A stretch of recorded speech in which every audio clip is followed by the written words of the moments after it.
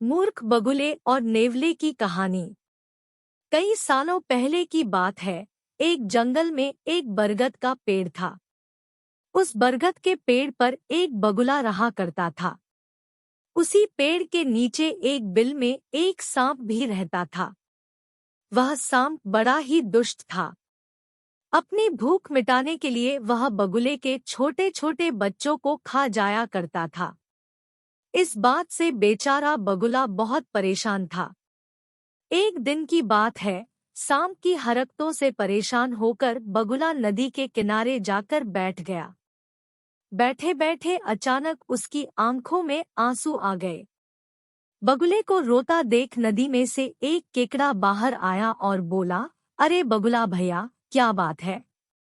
यहाँ बैठे बैठे आंसू क्यों बहा रहे हो? क्या परेशानी है?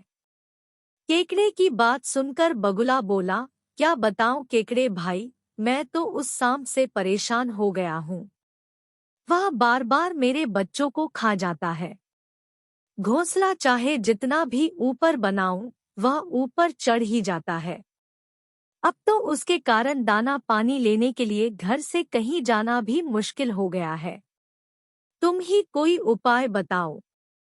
बगुले की बात सुनकर केकड़े ने सोचा कि बगुला भी तो अपना पेट भरने के लिए उसके परिवार वालों और दोस्तों को खा जाता है।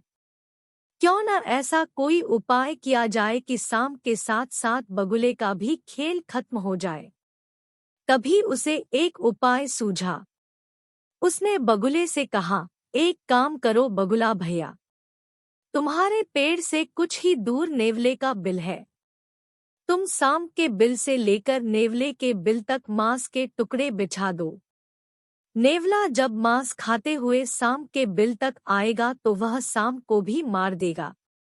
बगुले को यह उपाय सही लगा और उसने ठीक वैसा ही किया जैसा केकड़े ने कहा, लेकिन इसका परिणाम उसे भी भुगतना पड़ा। मांस के टुकड़े खाते खाते जब नेवला पेड़ के पास आया तो उसने सांप के साथ बगुले को भी अपना शिकार बना लिया। कहानी से सीख। दोस्तों, इस कहानी से हमें यह सीख मिलती है कि किसी की भी बात पर आंख बंद करके विश्वास नहीं करना चाहिए। साथ ही उसके परिणाम और दुष्परिणाम के बारे में भी सोच लेना चाहिए।